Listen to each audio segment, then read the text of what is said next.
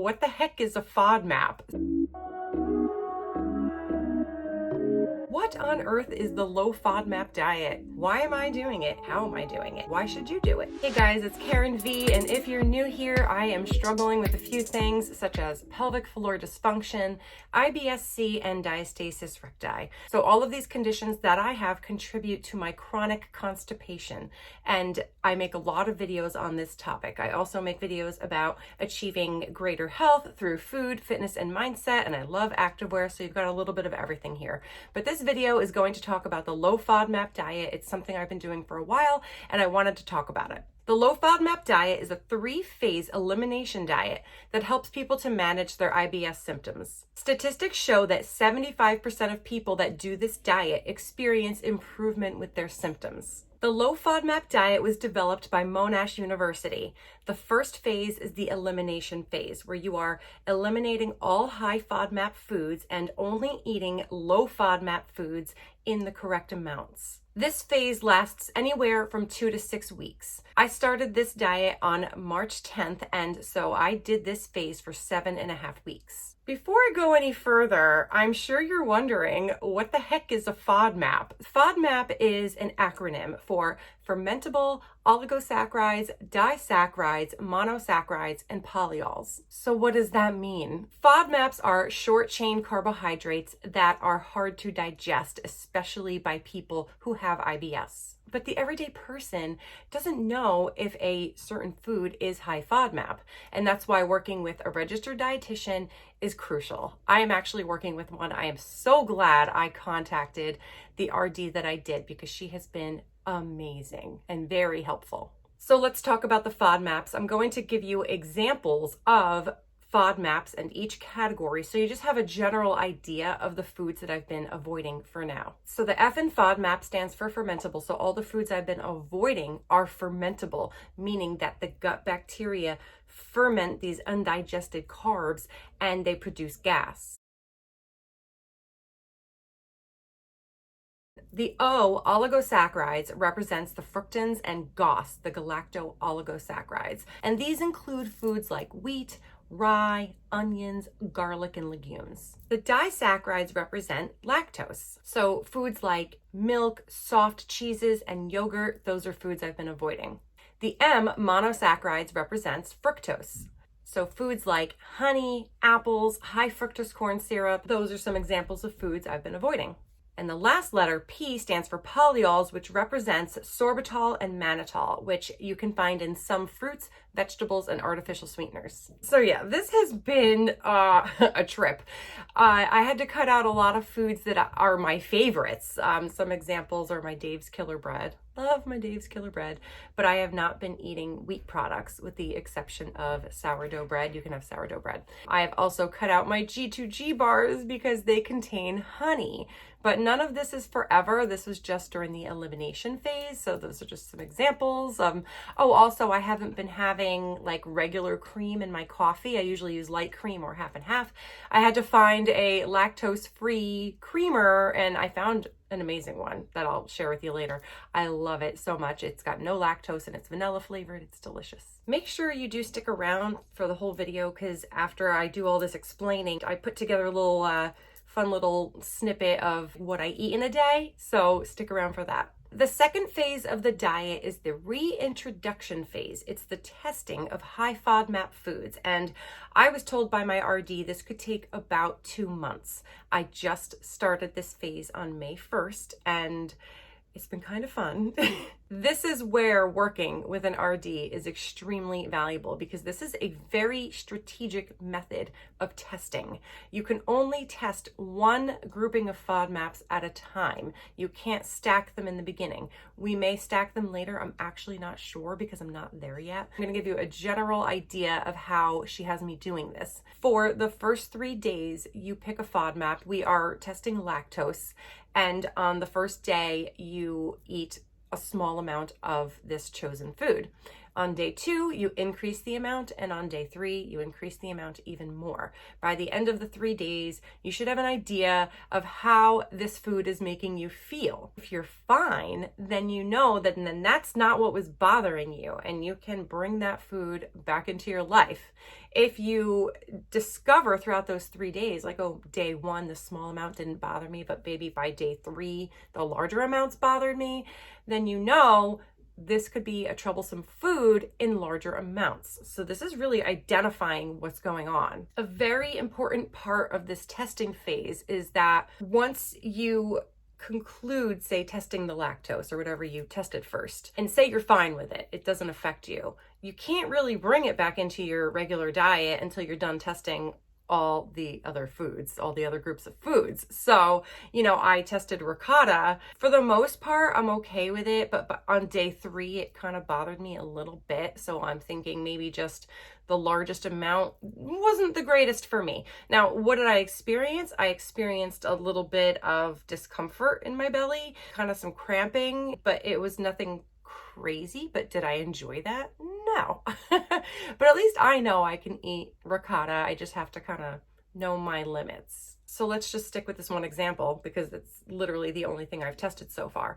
I tried ricotta 3 days in a row, and then for the next 2 or 3 days, I have to lay off the ricotta, lay off the lactose, go back to 100% low FODMAP, and let my body like reset and get back to that baseline low FODMAP life before testing the next FODMAP. I'm on the second day of letting my body rest. I'm going to do it for one more day. I'm going to give it a full 3 days of resting. And then, so that's 3 days I ate ricotta, 3 days I didn't eat the ricotta. And then on day 7, I'm starting over with testing a new food, which will be avocado. I'm literally overwhelming myself while I explain this to you. So that's why I'm glad I'm working with an RD, because trying to figure all of this out on your own, it would take a lot of time. You could do it, but you know what? I have a lot of questions, and I like to have that RD to go to ask any and all questions I have. It's very difficult to ask the internet every single question and know that you can trust every answer that you might come up with. Like, I don't want to mess around with this. So I'm just super happy I'm working with an RD, and that's just what I recommend doing. Now, if you don't have the luxury of being able to work with an RD, if you go to Monash University's website, I'll put it down here because I can't remember exactly what it is. There is a way to go straight through them. They do have an app. They explain it all. Like, you can attempt to do this on your own. And if you do, I would go through that app I have been using to look up all my foods, but you can use it even further and dive deeper into the app if you choose to tackle this on your own. Let me just jump really quick to tell you about the third phase. The third phase is living your life, incorporating all the foods. Did I just spit? Incorporating all the foods that you've tested that work for you, that don't bother you. Okay, so phase 3 is like the rest of your life. I can predict that some of you are asking a question in your minds right now that I asked my RD, and that is, can I just live the low FODMAP life forever? It'll be like a guarantee that I'll always feel good. Not really a great idea, and there's many reasons for this. This is a very restrictive diet, and it kind of reminded me about past diet attempts I've made in my life, where you eliminate all these things and you feel very empowered and like, I got this. I don't need that in my life. And then like a week goes by and you're craving those foods more than ever. So, I had a bit of a rough time mentally and emotionally going through phase 1 of eliminating all my favorite foods. It was rough. I was missing certain things because I cut them out very drastically. But I knew I was ready. If I was in a previous phase of my life in my past where I had a lot of food issues, this may not have gone very well, but I'm in a much healthier headspace with food. So you have to be careful with the timing of doing this and knowing if you're ready for it.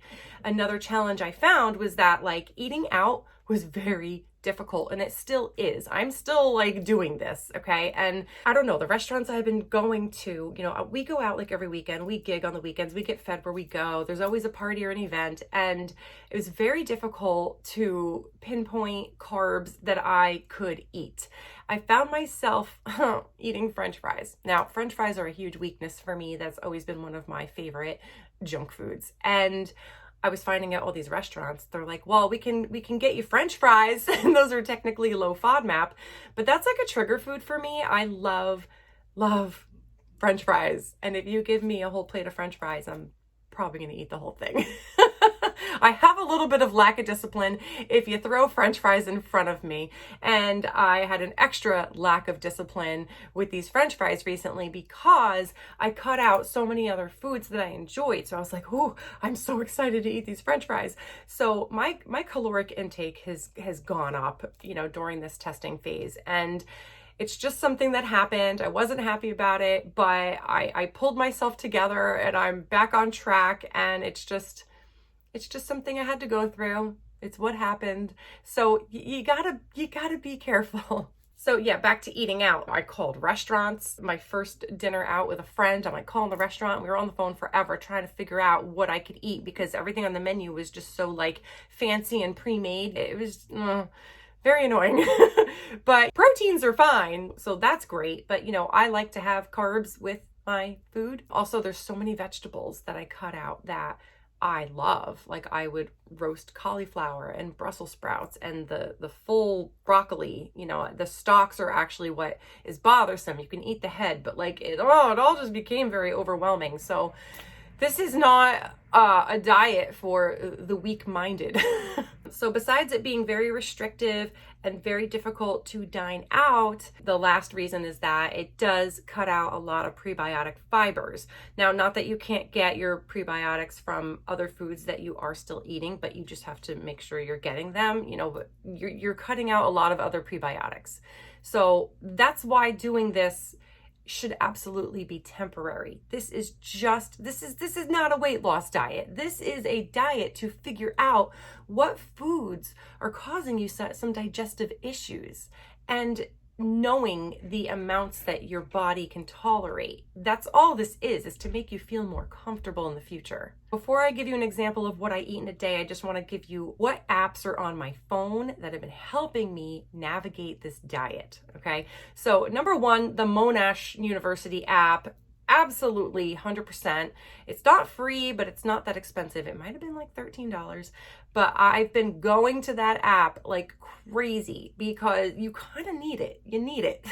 It tells you the amount that is safe to eat, the amount that is low FODMAP. Low FODMAP has to do with what the food is and the amount that you're taking in. A food can become high FODMAP if you have more of it. But a food can absolutely be low FODMAP if you eat the smaller serving size of it. So that's where the app is very useful because you look up all these categories of foods, you find the exact food you're looking for, and it says red light, green light, or yellow light. And I'll be putting this on the screen so you can see what I'm talking about. So you know that a food is a green light food, go for it in a certain amount, but then it might become like a red light food if you increase the amount. So this has just been a go-to for me with knowing how much I can eat of a certain food. And again, that is where doing this diet can be difficult for some people because you will find yourself weighing and measuring food. If that is not something that you're used to doing, this can be very annoying and tedious. I do weigh and measure my food all the time. I've been doing it for so long. It's a part of how I live my life. I'm used to doing it. I'm a pro at it. So that's why I knew I could tackle this diet because I had a healthy relationship with food finally, and weighing and measuring was not a big deal to me. So that's just something to think about. Another app that has helped me greatly, and my RD did tell me about it, is an app called Spoonful. Also not free, a little fee there. So basically, you scan foods that you find in the supermarket. It'll tell you if it's low FODMAP, high FODMAP, somewhere in between. So this completely helped me to find some foods. Like I needed to find a bread that I loved. I knew I could have sourdough bread, but I always wanted to scan the loaf of bread that I found just to make sure it's low FODMAP. So I do have a favorite bread that it is so expensive. It is an $8 loaf of bread. I love this bread. I would eat this bread even not on the low FODMAP diet. I found it at Whole Foods. I'll put a picture up, but I scanned it. It said low FODMAP, good to go. I have scanned a million bars, like snack bars, protein bars, to see, ooh, or can I eat any of these? A lot of them, no, but I did find a couple bars that I love so much. The Bobo's bar, love Bobo's. Bobo's makes me happy, okay? But not every flavor is low FODMAP, and that's where scanning with the Spoonful app can be very helpful. And also learning to read your labels, identifying, like as you're doing this, you kind of learn to identify what ingredients are good and which ones are not. But in a pinch, the Spoonful app will just tell you. So yeah, that's actually it. Those are the only two apps that I've been like seriously going to. So I'm gonna cut to my what I eat in a day. This is one example of one day of me on the low FODMAP diet. So I hope you enjoy this cute little video I put together, and I'll be right back.